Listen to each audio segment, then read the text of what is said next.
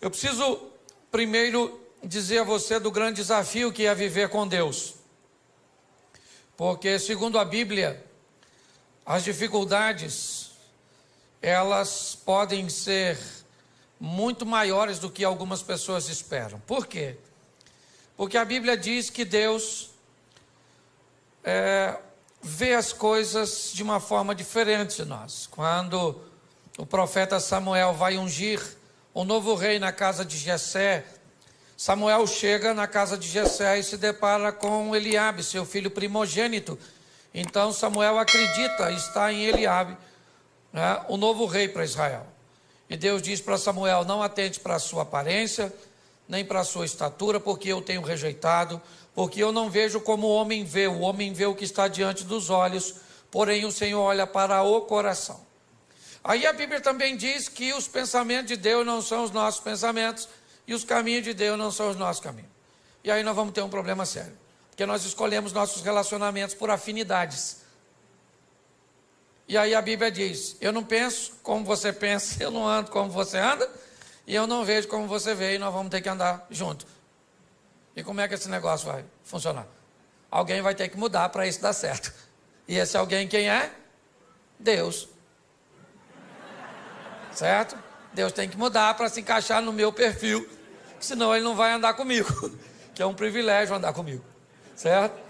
Então, se nós tivermos a sensibilidade e entendermos o que Deus quer fazer através de nós, eu acho que essa é a grande essência da caminhada cristã. Adquirir no Espírito Santo e na Palavra de Deus a sensibilidade para que se cumpra em nós o que Deus deseja fazer, segundo o que Ele planejou. Ok? Porque às vezes nós vamos nos relacionar com Deus e queremos que Ele faça o que nós desejamos. E a Bíblia é bem clara: os planos de Deus não podem ser frustrados. Então, se os planos de Deus não podem ser frustrados, se prepare para ver os seus. Porque entre os seus e o dele não vai ser frustrado, e você pode ter o seu frustrado. O que você precisa saber é que Ele sabe, conhece todas as coisas e que é o melhor para nós. Então, quanto mais rápido nós descobrimos o que Deus quer fazer, fica mais fácil. E ao longo de todo o tempo Ele nos dá as diretrizes, certo? Deixa eu ser um pouco mais completo nessa mensagem de agora. Quando nós vamos olhar para Gênesis 1 e 2, Deus vai estabelecer o modelo da vida do homem. Que modelo é esse, pastor? A fé. E disse Deus: haja luz. Deus começa então a chamar à existência as coisas que não existem, como se elas já existissem. Isso é fé. Ok? Então o estilo de vida que nós precisamos trilhar é o estilo da fé. De ver aquilo, certo? De acreditar naquilo que não está ainda diante dos nossos olhos, mas já está no nosso campo de visão. Como você viu o pastor Eibe falando, certo? De uma centena de igrejas espalhadas por São Paulo. Isso não é feito por vista, porque as igrejas ainda não estão estabelecidas, mas isso é feito por visão. Visão é aquilo que não está diante dos seus olhos, mas já está como seu alvo no campo da fé. Quando nós olhamos um pouquinho mais à frente, ainda no Gênesis, Deus vai dar uma outra diretriz. Qual é? É que a vida do homem vai ser estabelecida em fé, mas ele tem um inimigo. Aparece lá o tal do Lapeta, certo? Eu falo com ele porque é mais seguro mandar ele para lá do que chamar ele para cá, certo? Se eu falo com você, eu falo para o Peta vir. Se eu falo com ele, eu falo para o Peta ir. E entre o Peta vir para cá e ir para lá, eu prefiro que ele fique o mais longe possível, tá certo? Mas ali nós vamos ter o opositor, o inimigo, tá certo? E logo na frente nós vamos ter as armas que ele vai usar para nos desviar do caminho da fé. O desejo pelo ambiente proibido, essa é uma estratégia do mal, certo? Lembra do tal do Sansão, o tal do cabeludão, que estava careca de saber que não devia se meter com aquelas coisas, certo? E acabou se enfiando onde não devia, porque o diabo montou uma estratégia, botando coisas doces em lugares proibidos. Porque ele é um estrategista para colocar coisas doces em lugares proibidos.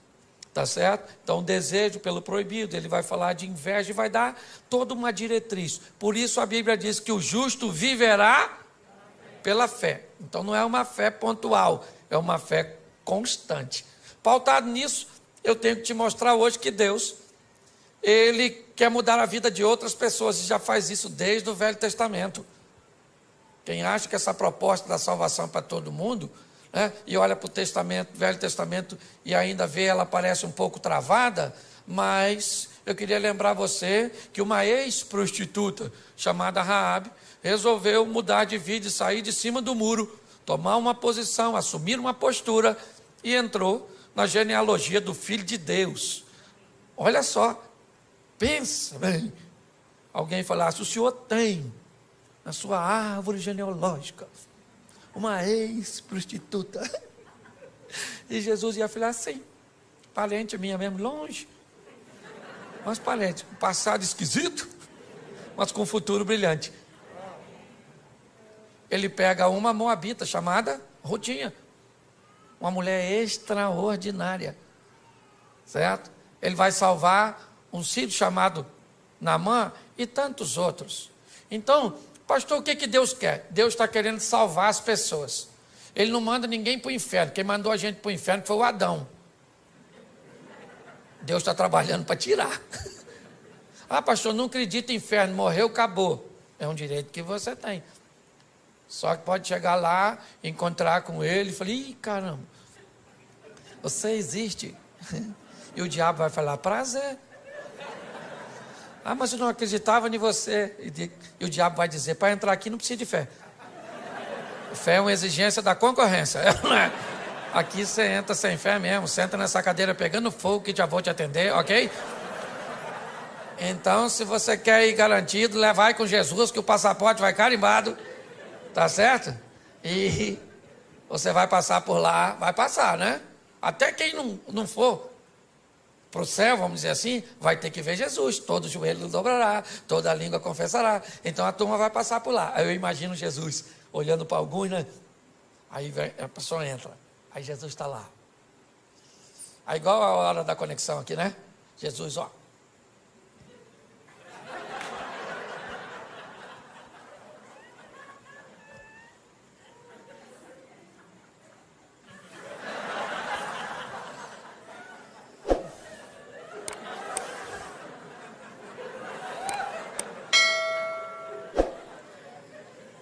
Você está rindo, mas é sério. E muito mais do que salvar você, é isso que eu quero mostrar. Jesus quer usar você para salvar outras pessoas. Amém? O evangelho que para em você, ele é pobre. Essa é a grande verdade. E o que Jesus quer fazer? Pegar essa rede de relacionamento sua e usar você para salvar essa turma. É assim que funciona. Ok? Ah, pastor, eu não me acho capaz. Isso não é problema para ele. Ah, pastor, eu sou tímido. Isso não é problema para ele. O que você precisa entender é que esse negócio não tem a ver só com você. Tem a ver com a sua família, tem a ver com seus amigos, tem a ver com seus funcionários, tem a ver com a sua rede de relacionamento, com aquelas pessoas que você influencia. E é isso que eu quero mostrar a você. Esse poder que Deus te deu, te conferiu, para exercer um nível de influência sobre o seu network, aí sua rede de relacionamento. Então, preciso que você abra a sua Bíblia no Evangelho de Marcos, no capítulo 4, no verso de número 35, Marcos 4, 35, que nos diz assim. Já achou? Diga amém.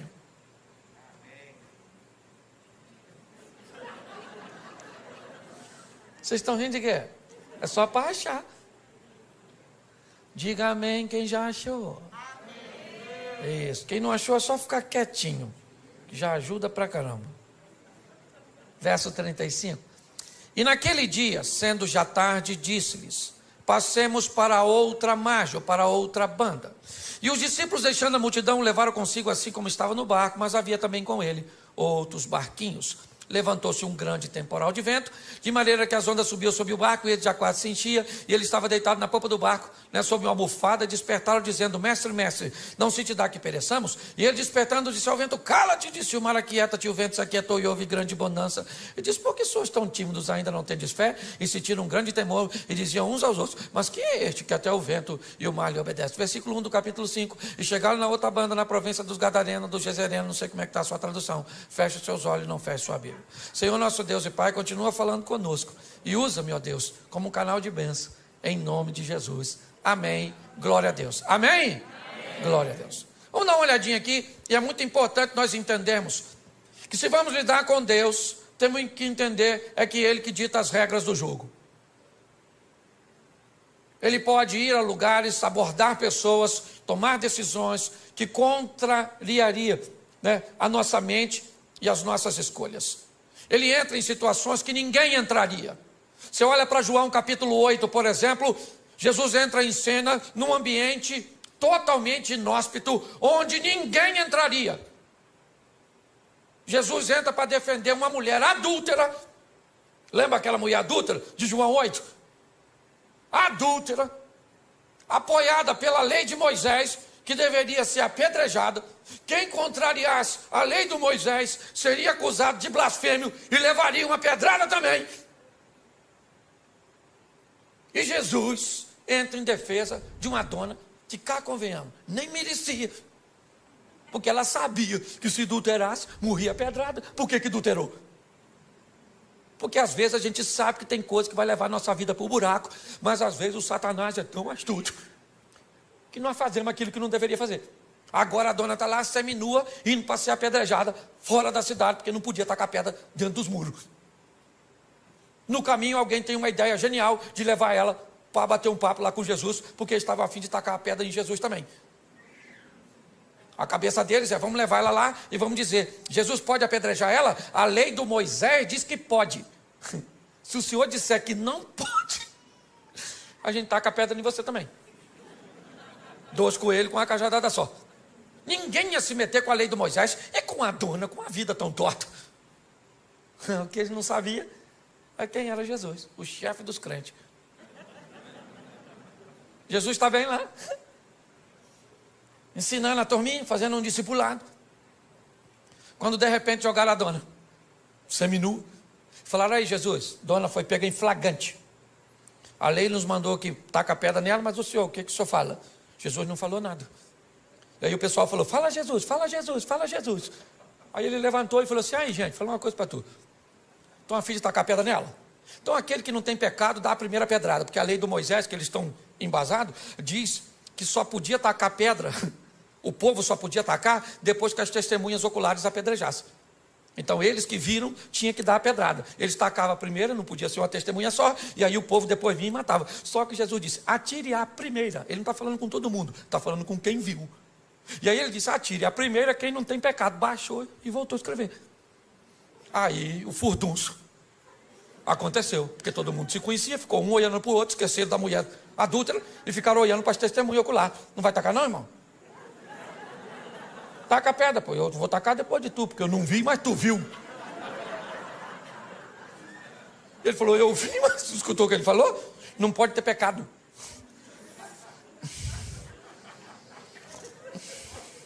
Nem sei o que eu vim com essa pedra aqui, nem sei. De repente, taca, não taca? Quem é que taca? Será que taca, não taca, taca, não taca? Alguém deve ter perguntado: quem teve a ideia de trazer essa mulher aqui? Vamos dar uma pedrada nele, porque eu ia tacar a pedra na dona e agora a pedra virou inútil. Todo mundo jogou a pedra fora, todo mundo. Olha só, Jesus entra para defender uma mulher que ninguém defenderia. Sabe o que a Bíblia está dizendo? Que ele é capaz de defender você de você mesmo. Você está entendendo? Que o seu erro não é uma fatalidade. Ele tem poder para recuperar você, para recuperar a sua história, para recuperar a sua reputação, para te colocar novamente no jogo da vida, para que você suba no palco e vá protagonizar suas próprias histórias. Não vai ganhar o Oscar principal, mas dá um de coadjuvante, já está bom demais. Todo mundo jogou a pedrinha fora, todo mundo. Ficou só Jesus e a mulher, até os discípulos. Jesus levantou, só estava ele e a mulher, e falou: ué, dona, onde estão os teus acusadores? Ninguém te condenou? Ela falou: ninguém, Jesus. Porque todo mundo tem pecado, Jesus, todo mundo tem. Jesus deve ter falado o quê? Todo mundo não. Todo mundo não, que tem alguém aqui que tem moral para apedrejar você. Moral para te apedrejar eu tenho. Eu só quero te dar mais uma chance. É isso aí. Glória a Deus. Então Deus está querendo usar você para mudar a história das pessoas que estão ao seu redor. O texto que lemos diz que já era tarde quando Jesus disse que quer ir para o lado leste do mar da Galileia. As 10 cidades pagãs estão lá. O discípulo não costumava frequentar aquele lugar, porque era crente, e crente tem uma dificuldade para lidar com o pecador. Se não seguir o modelo, se não tiver na caixinha, certo? Esse dia, minha esposa falou assim: Cláudio, a igreja está meio bagunçada. Eu falei: está bagunçada? Por quê, querido? Você viu uma menina com cabelo azul, vermelho? Eu falei: ué, filho, seu cabelo é louro? Ela falou: claro que não. Eu falei: então, você não pintou de louro, amarelo? Então de amarelo pode pintar, de azul. Aí ela ficou quieta, né? Jogou a pedra fora. Se não cumprir o protocolo, os crentes costumam se atrapalhar. Os discípulos não estão entendendo o que Jesus quer fazer no meio de pecador. O que ele quer fazer do outro lado? Já era tarde, já estava escurecendo, o discípulo já estava cansado. Marcos utiliza um advérbio de tempo, e sendo já tarde, Jesus falou: eu quero ir do outro lado. Fazer o quê? Quero ir. Mas o que é? Tem um pequeno grupo? Tem nada. Eu estou a fim de dar um pulinho lá do outro lado. Vamos embora. Botou a turma dentro do barco e foi. Ele e os discípulos, que não estavam entendendo nada, porque às vezes é assim. Você tem que entender que com Jesus, ou você obedece, ou você se lasca. Você quer ver? Tem 2 soldados. 2 soldados aqui em pé. De repente, um comandante diz assim: no chão!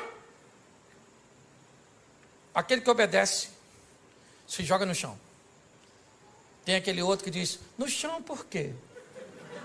Está acontecendo alguma coisa. Já morreu, o tiro já bateu nele, já pegou. Com Deus, querido, você obedece primeiro e pergunta depois. É assim que funciona. Botou todo mundo e falou assim: vamos para o outro lado, passemos para a outra margem. E ele foi dormir. Por quê? Porque ele já falou, o papel dele ele já fez. Gente, passemos. Vou deitar aqui, vocês passam e passemos, porque eu estou junto. Já falei, passemos, vocês trabalham e levam o barco e vão para o outro lado. E quem é que vem? Tempestade. Deixa eu falar uma coisa para tu que é crente. Pensa num troço com fartura na vida do crente. Tempestade. Pensa. Mal sai uma, já entra outra. Ela já vem assim em sequência. Pastor, que luta. Sabe, esse dia uma irmã dessas irmãs, muito pentecostal assim mesmo, olhou para mim com aqueles olhos de raio-x. E falei: nossa, o que vem aí? Aí lá vem ela na minha direção. Me olhou com aquele olhar que queria me botar medo. Falou: pastor Cláudio, o diabo está furioso com o senhor. Eu falei: irmã, bota medo de mim não. Está furioso com a senhora também, não vem de palhaçada não, na verdade.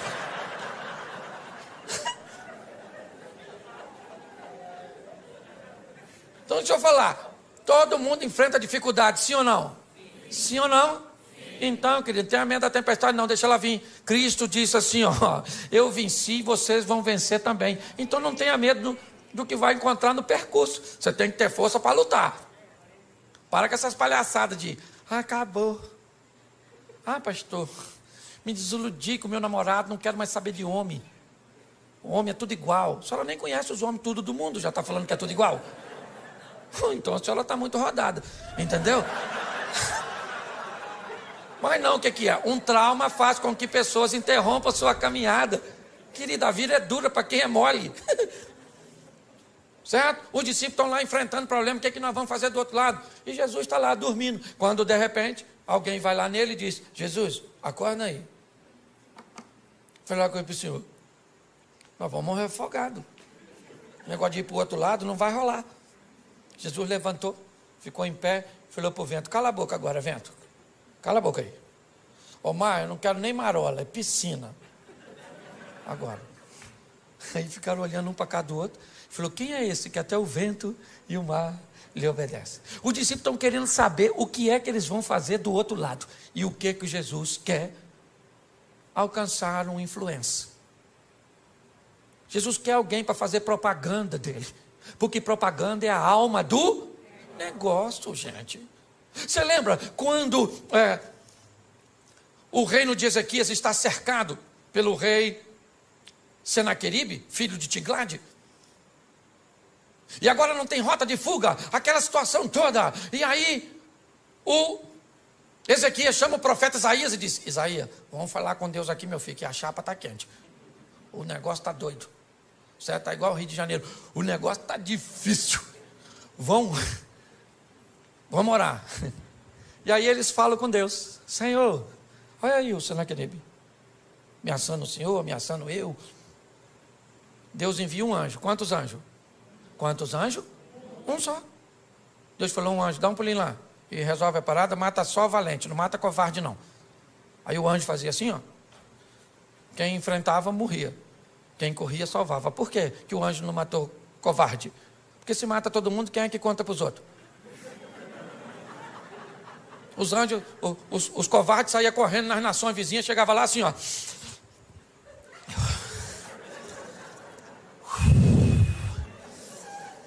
Aí Ezequias não tem dinheiro, não tem exército.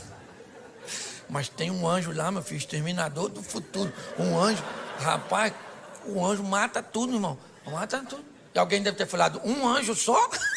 Ele disse: irmão, se tem dois eu não saio vivo. É ou não é verdade? E aí todas as nações vinham a Ezequias e diziam assim: Ezequias, falei para Senaqueribe não mexer contigo. Falei: Ezequias não é a cá, Ezequias é um homem direito. Certo? Olha só. Deixa eu falar uma coisa para você. As adversidades, elas vão vir? Sim ou não? Sim ou não? Mas nós vamos vencê-la. Se prepare, querido. Não reclama não. Os problemas vão vir sim. E é em meio aos problemas que nós vamos ver a manifestação da glória do Senhor. Os discípulos estão amedrontados ali, quando de repente Jesus repreendeu tudo e eles chegaram do outro. Aí acabou, desceu do barco. Eu imagino a felicidade. Nossa, graças a Deus. Quase que fundou, hein, Mateus? Você sabe nadar, Mateus? Você é cobrador de impostos? Nem sei. Quando eles estão ali, olha lá para frente, vem correndo na direção deles, um cara todo machucado, pelado e gritando. Mal acabou a tempestade, já vem um cara peladão. Eu imagino os discípulos falando: é difícil andar com Jesus, hein? É uma aventura atrás da outra. Nem do susto nos refizemos. E lá vem o cara gritando. Quem é o camarada? Um dos caras mais conhecidos, um influencer. Entendeu? Assim, quase um Felipe louco. Para não botar outro no sobrenome. Um influencer, um cara. Todo mundo sabia quem era o maluco. Por quê? Porque ele era famosérrimo. Por quê? Porque andava pelado, atacava os outros. Era esquisito. Você está entendendo? Ele era quase um youtuber da época. Um cara que todo mundo conhecia. E que tinha uma vida terrível. Que ninguém podia consertar. O que Jesus pensou? Se eu mudo a vida desse cara, eu mudo a vida do local onde esse cara está inserido. Você está entendendo? Deus te chamou para mudar a sua vida. Para quê? Para mudar a sua casa, para mudar seus amigos, para mudar seus negócios, para mudar as pessoas que estão ao seu redor. O mundo cujo qual você está inserido não será mais o mesmo depois que Jesus estiver em você. É assim que funciona. Você entende isso? Ah, minha casa, querido, sua casa não muda porque você vai para casa sozinho. Chega em casa, você com Jesus. Ó, hoje eu vou para cá com Jesus, acabou o culto. O Jesus vai comigo. Chega em casa, vai num canto. Falei, Senhor, chegamos aqui, ó. Ambiente inóspito. Os inimigos estão espalhados. Um está deitado ali no sofá, os outros estão dentro do quarto. Tem uma sogra morando lá nos fundos. Então está tudo dominado. E você vai lá dentro da sua casa, querido, e diz que agora aquele ambiente pertence ao Senhor dos Exércitos, que ali é morada dos anjos. Vai no travesseiro daqueles filhos seus, que você tem vontade de entregar eles para o Estado Islâmico. Os meninos rebeldes. Bota uma unção lá naquele travesseiro e profetiza que aquele menino pertence ao Senhor, que a vida dele vai mudar. Vai no travesseiro daquele marido da senhora. Só não sabe onde estava com a cabeça quando disse sim. E vai lá e diz, Senhor, é ruim, mas é meu, muda. Chega na sua empresa. Querido, o ambiente tem que mudar quando nós chegamos. Jesus está olhando e dizendo o que é. Eu vou mudar a vida de um camarada. Que camarada é esse? Um indivíduo que ninguém queria. Mas o que ele é? Ele é um influenciar. E quem é esse cara hoje? É você. Não estou te chamando de endemoniado, não. Ainda que ser endemoniado não é nem tão ruim. Por quê? Porque quando o cara tem demônio, nós expulsamos o demônio, o cara conserta. O ruim é quando o cara é ruim e não tem demônio. Pensa, Fábio, como é que nós expulsamos? Sai você de você mesmo. Pensa. O que fulano? O que ele está desse jeito? É demônio, então nós botamos. Sai, demônio. Aí sai, o cara conserta. Mas quando não tem demônio, é o cara mesmo que é o... Você está rindo, mas é sério. O camarada está lá, todo mundo sabe quem ele é. E ele vem na direção de Jesus. O discípulo olhando e pensando, o que nós viemos fazer aqui? Nossa. Aí o cara chegou e falou, que tenho eu contigo, filho do Altíssimo, para você vir me perturbar. Jesus falou, como é que é seu nome, querido? Ele falou, meu nome é Legião, porque nós somos um montão. Jesus falou, não quero saber a quantidade, sai desse menino agora. Sai agora dele! Aí o demônio falou, a gente pode entrar nesses porquinhos que está assim, tinha 2.000 porquinhos dando um rolezinho. Aí Jesus falou, nos porquinhos pode, é só sair dele. Aí os demônios saíram e entraram nos porquinhos e jogaram os porquinhos do precipício. Os porquinhos morreram tudo. Aí quem chegou na cena? Quem cuidava dos porquinhos. E falou, vocês viram os porquinhos que estavam por aí, aqui assim? Tinha uns porquinhos aqui, agora... Alguém falou assim, ó.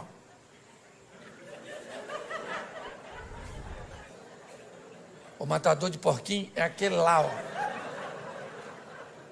Só que agora, preste atenção, o cara que tinha demônio estava vestido, estava limpo, estava são e estava conversando. Esquece os porcos. Tem um homem ali que ninguém podia fazer nada por ele. E que agora esse homem está transformado. E aí o pessoal vai para a cidade e diz, sabe o maluco? Não é mais maluco. Sabe o pelado? Não é mais pelado. Pare e pense. Olhe bem. A notícia chegou lá que tinha um camarada com a vida totalmente contrária, que ninguém nunca pôde fazer nada por ele. E esse indivíduo era conhecido. As pessoas, quando o viam passar na rua, sabiam quem ele era. As pessoas sabiam que ele era uma ameaça para a sociedade. As pessoas sabiam que ninguém queria se relacionar com ele. Ele era um vivo, vivendo com mortos, pois ele morava nos sepulcros.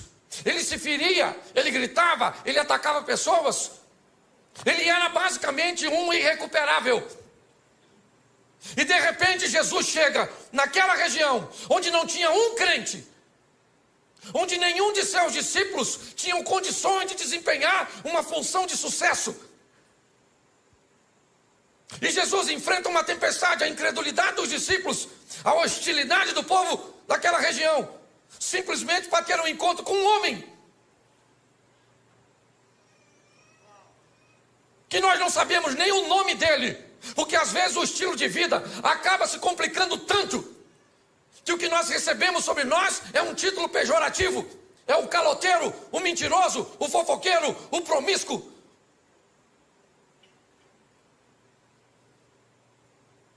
Quando olhamos para esse ambiente, não dá para entender o que Jesus está querendo com aquele homem, que ninguém daria nada por ele.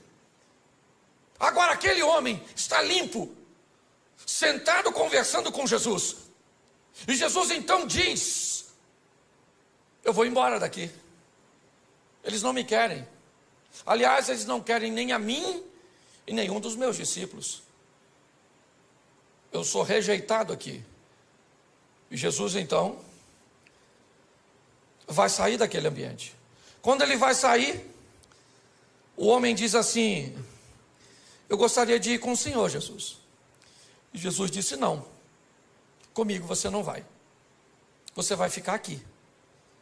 E você vai mostrar para toda essa nação 10 cidades pagãs, Decápolis.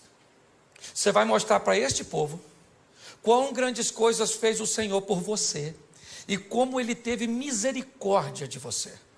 Eu estou indo embora, mas eu vou deixar você aqui. Quem é você? O ex-endemoniado? O ex-louco? Quem é? Como é que vão acreditar nesse camarada? Não é de hoje que nós sabemos que as pessoas não gostam de gente que consegue mudar. Não é de hoje que nós sabemos que pessoas têm muitos problemas com quem resolve viver uma vida direita. Por isso que muitas vezes você diz assim: pastor, eu não faço nada, pastor. Eu lá no trabalho, eu trabalho direitinho, eu chego no horário, eu faço tudo certinho, eu desempenho a minha função e eu estou sendo tão perseguido. O que está acontecendo comigo? O que está acontecendo com você? Todas as vezes que você faz o certo, você passa uma mensagem para quem está fazendo errado. Que é possível fazer certo, que é possível ser honesto, que é possível ser direito. Ser certo, inevitavelmente, vai incomodar as pessoas.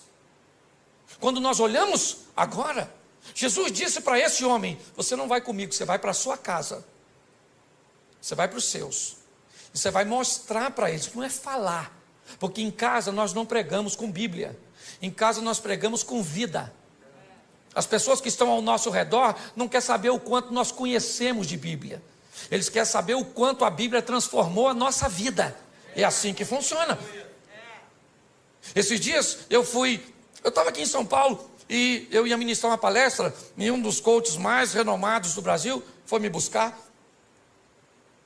E aí no carro, ele e a esposa, ele me olhou e me disse assim: pastor Cláudio, se o senhor tivesse um conselho para me dar, qual o senhor me daria? Eu olhei para ele e para a esposa e disse: que essa sua mulher seja sempre a sua maior fã. Enquanto ela for a sua maior fã, você é um homem bem sucedido. Mas quando ela não acreditar mais em você, você vai se tornar uma fraude. Porque a nossa família é a nossa primeira congregação. É a nossa casa. Eles têm até, porque preste atenção, se ele mudou de vida, todo mundo sabe que ele é um ex. E esse é o problema. Quando você é alguém que viveu uma vida ruim lá atrás e agora tem uma nova conduta, sabe o que as pessoas falam? Fica de olho nele. Fica de olho. Já, já. Pau que nasce torto, nunca se endireita. Mas se você sempre foi gente boa e um dia falhou, sabe o que as pessoas falam? Nunca confiei. Tinha alguma coisinha. Credibilidade. Jesus mudou a vida deste homem, é verdade. Ele estava nu e agora está vestido. Ele era um louco e agora está são. Ele era um perigo à sociedade e agora está oferecendo perigo para as estruturas do inferno, porque ele chega naquele local com o poder de Deus. Mas quem é que vai dar crédito para ele? Quando você vai começar uma nova vida, aprenda que um período vai ter que ser gasto com um descrédito de gente que não vai acreditar que você mudou, porque você tem passado, e nós não podemos mudar o passado de ninguém. Isso aqui não tem a ver contigo, Xavier. O que nós podemos é influenciar futuro. Amém? Quando o Eliseu manda a viúva pedir vasos emprestados, não interessa o que tinha no vaso. É vaso vazio. Se tinha cachaça, se tinha homossexualidade, se tinha violência, não interessa o que tinha. O que interessa é o que vai ter agora. Entendeu? Esvazia o vaso e deixa que eu enche, eu coloco unção, e agora ele vai ter uma nova finalidade, vai ser cheio de mim e não do mal que estava antes. Então Jesus olha para esse indivíduo e vai devolver a ele. Quem aqui jogou bola de gude quando era aquelas bolinhas de gude? Nossa, legal. Você lembra quando você perdia tudo? O que você tinha que fazer? Sair da brincadeira, não era? Mas aí você tinha um amigo que te emprestava umas 3 bolinhas. E com essas 3, você voltava para o jogo. Jesus está dizendo para você hoje: você jogou seu crédito fora, sua credibilidade no seu casamento, para com seus pais, para com seus filhos, para com o comércio, para com a vida cristã, você jogou fora. Mas hoje eu vou devolver você ao jogo. Eu vou colocar crédito para que você possa ingressar novamente e mudar seu futuro. Você está conseguindo entender? Nós precisamos entender isso. E a maturidade. Esse homem, ele vai reconstruir a sua credibilidade. Imagine ele chegando em casa, depois que encontrou com Jesus, e o pessoal falando: olha ele aí, quem é? Nossa, confusão. E ele chega em casa, pensa: vestido, gente, tão bonitinho. E ele falando: bom dia, família. E o pessoal olha mesmo, grita de novo, arranca a roupa. Porque depois da credibilidade, o próximo passo, sabe qual é? A desconfiança. O pessoal fica olhando para a gente desconfiado, não fica? Mudou mesmo, mudou mesmo, mudou mesmo. Mudou nada. Quer tomar um negocinho, não? Hã? Hein? Mudou nada, mudou nada. Isso aí é fogo de palha. Já está na vida antiga. Pois é, querido. É um grande desafio ter que lidar com essas situações, com desconfiança. Desconfiança. É assim.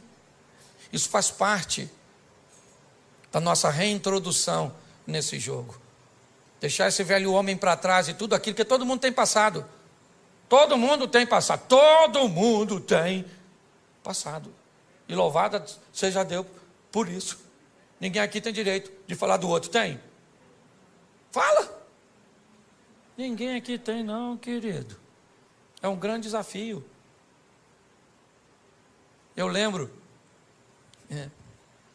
no começo, até fui falar com uma irmãzinha que foi falar comigo ali, como é que as pessoas desconfiavam no começo do meu ministério, por eu pregar desse jeito assim, extrovertido, fazendo os outros rir. Deu uma confusão no meio evangélico. Ah, esse pastor é um palhaço. Quem já escutou isso, levanta a mão, por gentileza. Aí, tá vendo como é que me fere até hoje? Você é um animador de auditório, um palhaço, não tem conteúdo. Escutei tudo isso. Sabe o que eles falavam? Já está envolvido no escândalo. Porque isso é um irreverente. Só porque eu sou bem-humorado. Isso sou mesmo, que dane-se. Tem gente que diz que veio para esse mundo para sofrer. Sofrer é verbo. Falei isso aqui já. E verbo só faz sentido se for conjugado. Então para com esse negócio de sofrer. Se conjugar o verbo, pelo menos não conjuga na primeira pessoa. Na segunda pode. Eu não sofro, mas tu sofre. Nós não sofremos, vós sofreis, eles só. Aprenda uma coisa: se você não precisa da aprovação de algumas pessoas, por que vai se importar com a crítica delas? Você tem que saber quem você é. Estão querendo roubar a sua identidade, é isso? Causando caos na sua mente. Quando eu olho para esse texto, o que eu vejo? Eu vejo a desconfiança, sim, porque ela existe para todos nós que estamos reconstruindo a nossa credibilidade. E depois disso que vem a consistência. Quanto tempo isso dura? Eu já estou 29 anos no caminho do Senhor. Você nunca viu meu nome envolvido em escândalo. Eu tive um problema uma vez, que eu falei uma besteira, mas pedi desculpa. Também não sou perfeito. Certo? Mas eu não tenho. O pessoal ficava esperando o dia que eu fosse cair, mas nada. Meu pai casou 8 vezes, eu casei uma só.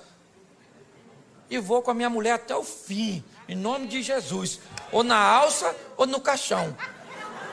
De preferência eu quero ir na alça, para ela não sofrer com o meu falecimento.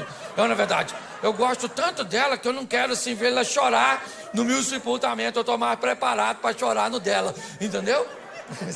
Se mostrar isso para ela depois, acabou o casamento. Não. Mas deixa eu te falar, o tempo foi passando, e aí sabe o que acontece? A reputação vai se consolidando, e aqueles que te perseguiam começam a te defender. Agora é um homem de Deus, agora é uma mulher de Deus. É assim que funciona. Aqueles que te perseguiam às vezes no trabalho, agora chega perto de você e diz assim: como é que está aquela igreja lá que você frequenta mesmo? Como é que é o nome? Aí você fala.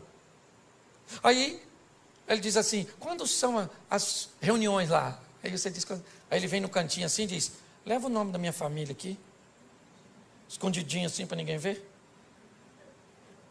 O que é isso?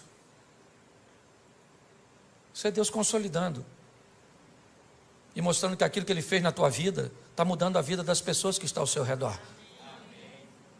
O evangelho verdadeiro, ele não muda só a nossa vida, ele muda a vida da nossa casa. As pessoas têm que querer ver, porque aquilo que ele faz em você instiga. E quanto maior a intimidade, mais coisa ele pode fazer. Gente, se tem uma passagem bíblica que me confunde, eu falo para você, é o tal do Lázaro. Olha, quanto maior o relacionamento, pastor, mais coisa, mais difícil Deus pede dos crentes. Porque presta atenção, o Lázaro está doente, Jesus não vai. O Lázaro está morrendo, Jesus não vai. O Lázaro morre, Jesus não vai. 4 dias depois, Jesus chega lá, atrasadérrimo, em Betânia. Chegou dando um rolezinho, a Marta já veio: olha, se o senhor tivesse aqui, meu irmão não teria morrido. Jesus falou: Martinha, vai lá e chama Maria para vir aqui, que eu estou querendo conversar com você. Aí Marta foi lá e falou: ó, para Maria, vamos lá que Jesus está te chamando. Aí veio a Maria com a mesma ladainha: se o senhor tivesse aqui, meu irmão não teria morrido. Jesus deve ter falado: querido, até para tu falar, tu é retardatária. Isso tua irmã já falou, fica quietinha. Maria, vamos lá dar uma olhada no Lázaro. Pô, gente, sabe o que Jesus falou para o ladrão da cruz? No dia que o ladrão morreu? Ainda hoje estarás comigo no paraíso. Se Lázaro com 4 dias de morto, está onde? No paraíso, maneirão lá, feliz da vida. De repente escuta uma voz: Lázaro. Lázaro deve ter falado: não, ele não vai me chamar de volta. Não, isso não é coisa que pede. Lázaro! Sabe o que Lázaro deve ter falado para o anjo? 4 dias, vim passar só o carnaval aqui, na verdade. Só um feriado aqui, já estou voltando. Quanto maior for sua intimidade com Deus, mais coisas estão. Você quer viver o incrível com Deus? Quem quer viver o incrível, sensacional, o extraordinário? Então, querido, é intimidade. É assim que tem que ser. Esse cara está vivendo o incrível. 2 anos e meio depois, nós vamos sair de Marcos 5 e vamos para Marcos 7, versículo 50, por aí, finalzinho do Marcos 7. Jesus, 2 anos e meio depois dessa primeira visita, ele volta a Decápolis, pelas terras de Tiro e de Sidom, e em Decápolis ele vai fazer a segunda multiplicação dos pães. Quando Jesus chega em Decápolis,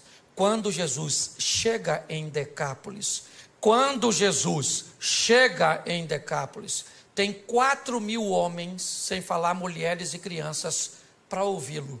Pergunto eu para você, quem Jesus deixou em Decápolis para falar sobre ele e para mostrar sobre ele?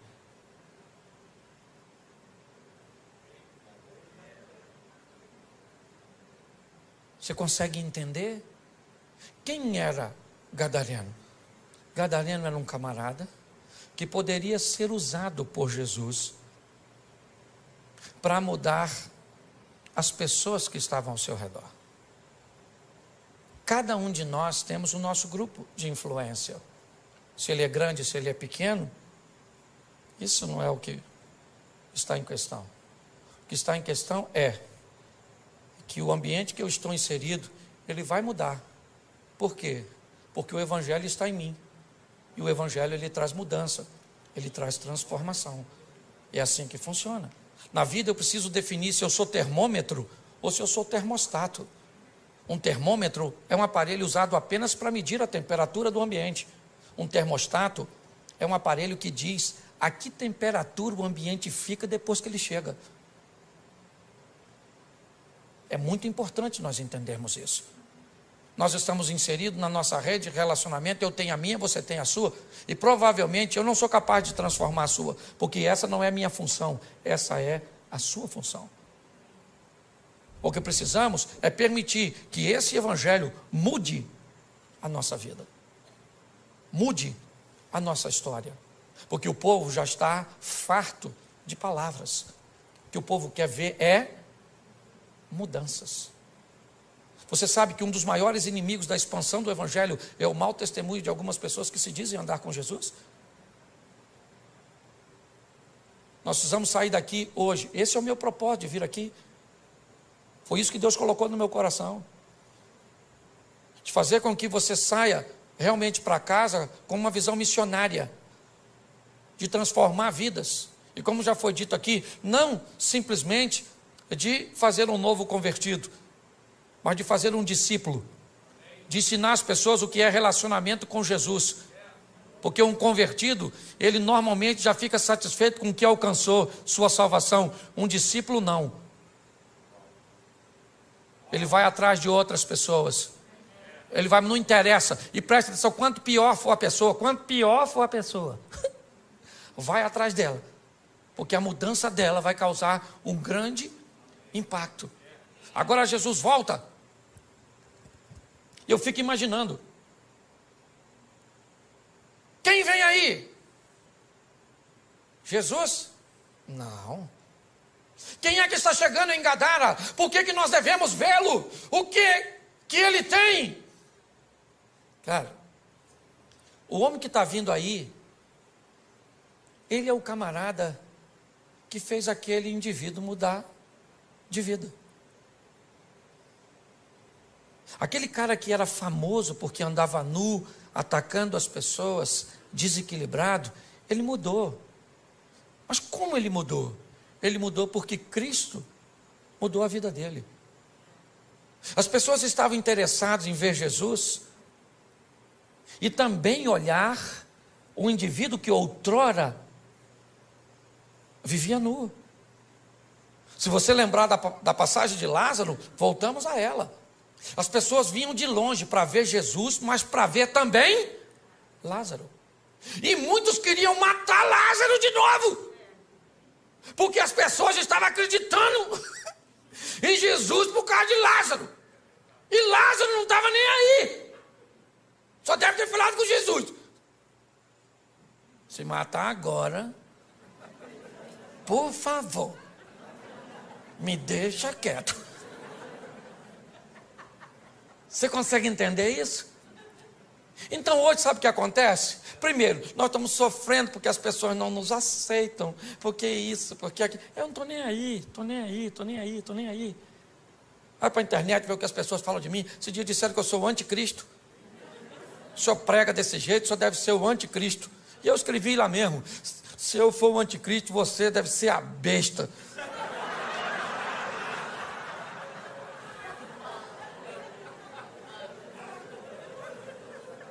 Você está rindo? Por quê? Porque o último estágio dessa história, sabe qual é? A inveja dos imutáveis. Quem não muda de vida, quem não vence. Aí tem que ficar dizendo. Aí olha para você que emagreceu 30 quilos. Nossa, emagreceu, hein? Mas acabou também. Tá velha, tá bagunçada. Porque tem gente que não gosta de ver as coisas acontecerem na sua vida. Aí você tem que decidir. Você está querendo viver para impressionar os outros? Ou você está querendo viver para agradar a Deus? Eu não estou nem aí. Se tem uma palavra que eu uso muito, me permita aqui, pastorzão, é o dane-se. Dane-se. Não. Por quê? Porque nós temos que aprender uma coisa preciosa. Nosso propósito é viver o que Deus tem para nós. Se as pessoas vão entender ou não.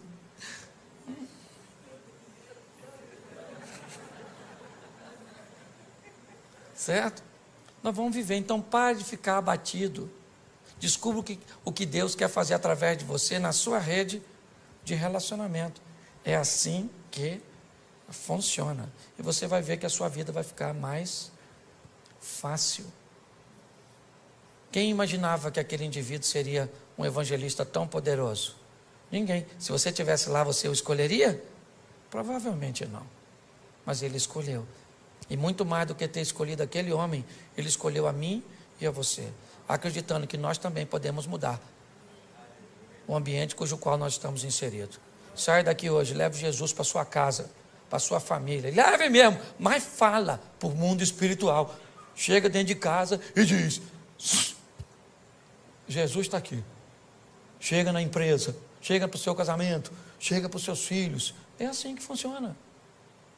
E o ambiente vai mudando. Posso ouvir um amém? Amém. Você pode ficar de pé?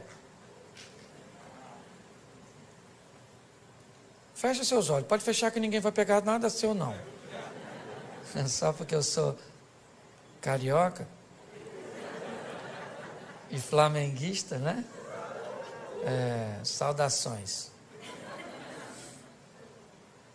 Fecha seus olhos, fecha aí. Isso. Feche seus olhos. Senhor nosso Deus, muito obrigado pela oportunidade que o Senhor nos tem dado de acreditar em nós,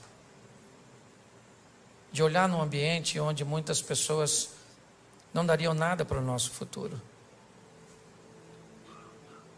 As sentenças a respeito de nossa família, de nossa caminhada de fé, de nossos filhos, do nosso casamento, às vezes da nossa saúde, não é das melhores.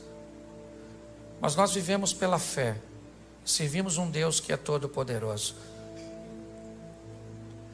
Acreditamos que o Senhor nos escolheu porque nos ama.